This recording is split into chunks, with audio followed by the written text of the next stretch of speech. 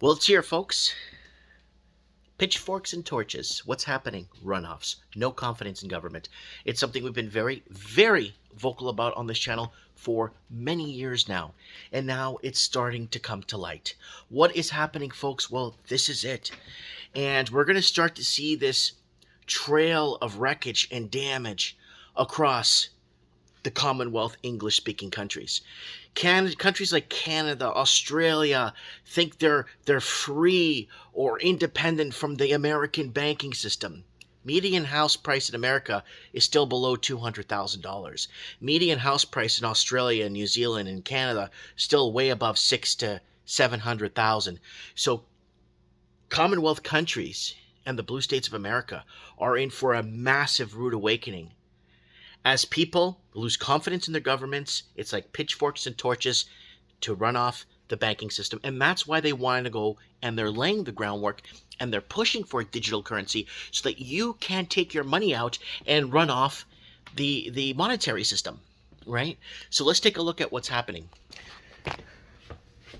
First Republic to sell off assets. So First Republic is the next domino to fall. Shares in First Republic Bank plunge after lender reveals $100 billion depositor run on the bank. And that's Canadian CBC News that's actually reporting this, which is shocking that they actually report news. And there it is right there. Globe and Mail's reporting it. And here it is from Al Jazeera. First Republic shares hit record low after depositor pulls $100 billion. Then it goes into the specifics here, where First Republic stock closed down nearly 50% on Tuesday after the San Francisco-based lender disclosed that it had 40% of its deposits in the first quarter as the bank sector suffered its biggest crisis of confidence since the 2007-2008 financial crash. It goes back to the fractional reserve lending, not enough reserves in their banks. And we were telling you guys, we were warning you guys how in New Zealand, the governments or the federal governance of banking systems in New Zealand were telling banks to keep 20 to 30% in reserve currency in their coffers, right? This was already happening before everything happened in 2020. This was already the prequel to this was already happening. But they had to slow it down. So what did they do? They pulled the trigger on the pandemic. And this is where we're at now. And now it's just destruction's going to keep forward. You could only stop the destruction from happening for so long. So there it is right there. First Republic Bank teeters on the brink of collapse. So there it is right there. Is teetering on the brink of collapse as share fell. This is an older article, so there it is. And First Republic shares continue their free fall amid mounting worries. So people are selling off while they can as the bank collapses. So there it is. No. Where was it? Where was right here? This is the one I wanted. After shedding half their value on Tuesday, First Republic share tumbled nearly 30% to close at $569, with the New York Stock Exchange halting trading, of course, in the stock several times because of the volatility. Since January, the shares shed 95% of their value. A market lost more than $21 billion. So there it is right there. And First Republic shares. So First Republic is on the chopping block. So guys, who am I and what have I been saying all these years? Go to our channel, just type in bank collapse. We have bank defaults, we have other ones, but here, no cash at bank machines. People can't withdraw cash. Monetary runoff on banks ahead 10 months ago. Canadian bank bail-ins. More runoffs ahead as people lose confidence in governments 4 years ago.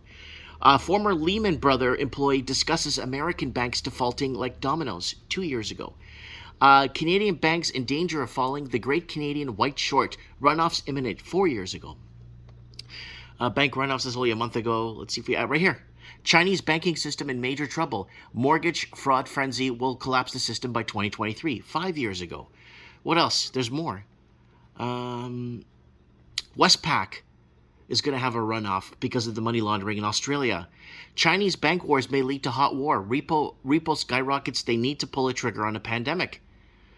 That was during the U.S.-China trade war, right? Before the pandemic. So everything, you could see the build-up, banks running out of liquidity. So you could see the build-up to this. That's just typing in bank collapse. If you type in faults, banks to default, banks money laundering, you find all kinds of stuff that we have almost, it says 4,700 videos on there. We've had more than that. But, because we don't follow the status quo and we're not basically what people need to hear or whatnot. We've been warning people about this for a long time now. And yeah, I invite you guys to check out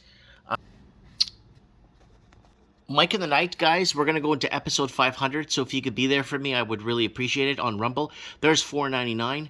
So we moved from Odyssey to Rumble. So $4.99 was the last episode of Mike in the Night. You could find Mike in the Night on Rumble now. I get a lot of people asking. And then if you really want to find out what we're doing, go to realmikemartins.com, as it's spelled right there. And you could call us. You could add us on Skype if you want to call into the show live.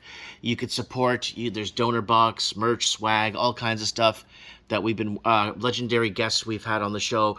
So if you guys want to check out Mike in the Night, episode 500 will be this Saturday, and I would hope everybody could come out to that.